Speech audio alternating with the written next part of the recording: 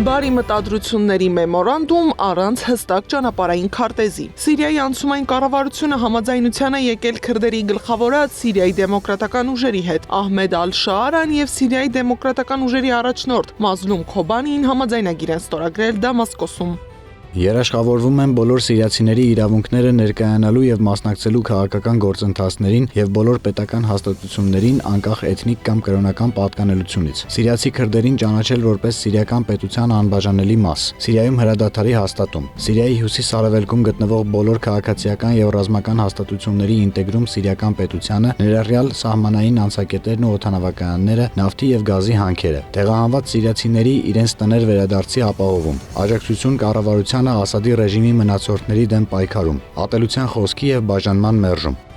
Քաղաքագետի խոսքով այս փաստաթղթով ոչ գործակցության սկզբունքներն են ամրագրվում, ոչ էլ հստակ ճանապարհային քարտեզ, այլ ընդհանրապես սկզբունքներ, որոնցով կարգավորվում է քրդական էթնիկ խմբի իրավասությունները Սիրիայում։ Սա առաջին փաստաթուղթն է վերջին 50 տարվա ընթացքում, որտեղ Սիրիայի Արաբական Հանրապետության նախագահի պաշտոնը զբաղեցնող անձի ստորագրությամբ կնքվում է մի փաստաթուղթ, ես որակական առումով չեմ ասում, կնքվում է մի փաստաթուղթ, որտեղ խոսում է քրդական բնակչության իրավահավասար իրավունքների մասին։ Քրդական ազգային խնդիրը այս փաստաթղթով ընկղմվում է, կարծում է Գասպարյանը, թեպետ փաստաթուղթը դեռևս իրավական փորձաքննություն չի անցել, բայց այն չունի իրավական մեծ նշանակություն։ Երկու առանցքային եզրույթ կա ստորագրված համաձայնագրում։ Սրանով քրդական ազգային խնդիրը թաղվում է եւ Սիրիայի տարածքում քրդերը որպես ազգային էթնիկ միավոր չեն ստանում այն ակնկալվող աջակցությունը թե պետության կողմից, թե նրանց սատարող 11 տարուց ավելի իրենց սատարող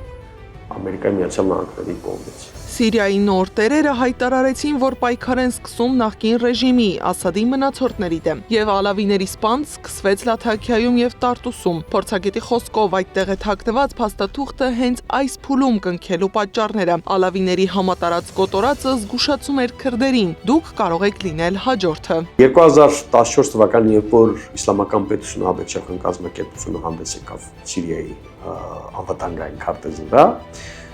Թուրքիան որպես խաղացող բնականաբար ինքն էլ պիտի մասնակիցը լիներ։ Ինքն էլ ում բերեց դաշտ, ինքը բերեց Ջաբհաթ ալ-Նուսրային։ 10 տարի անց ինչ տեղի ունեցավ։ Միացյալ Նահանգները ամեն ինչ արեց, որպեսզի Ջաբհաթ ալ-Նուսրայի մարդը դառնա Սիրիայի նախագահ, այսինքն տերորիստական կլասիկ ճանապարհը անցած մարդը դարձավ Սիրիայի նախագահ։ Գասպարյանի խոսքով Միացյալ Նահանգները մի կողմից առաջին անգամ լեգիտիմացրեց տերորիստական խմբավորման կլասիկ ճանապարհ անցած անձնավորությունը, նրան դարձրեց Սիրիայի նախագահ, մյուս կողմից էլ լեգիտիմացրեց Մազլում Քոբանիին եւ ստացավ այս փաստաթուղթը։ Միացյալ Նահանգները երրորդ քայլն էլ արեց, որի գինը եղավ մարդկային կյանքը, ալավիների սպանդը։ Եվրոպան ինչ չի դատապարտեց կամ արևմուտքը, եթե դատապարտեր, տեղ էր տալու ռուս-իրանական գործոնի ակտիվացմանը Սիրիայում, որոնք սպասում են համապատասխան առիթի, որպես է ակտիվացվի։ Չդատապարտեց։ Այս ամբողջը եթե կողք կողքի դնենք, հասկանում ենք, որ թուրք-ամերիկյան պայմանավորվածությունները կամ բանակցությունները այս պահի դրությամբ առաջատար են եւ Թուրքիան հասավ ժամանակավորապես իր նպատակին Սիրիայի դեմոկրատական ուժերի զինաթափմանը, այսինքն զենքը պիտի հանձնեն սիրիական պետությանը։ Թուրքիան ժամանակավորապես հասավ իր նպատակին Սիրիայի դեմոկրատական ուժերի զինաթափմանը, սակայն փորձագետները համոզված են, որ ամեն ինչ կարող է փոխվել։ Այս փաստաթուղթը պարզապես ավելի խճճեց հարցի կծիկը։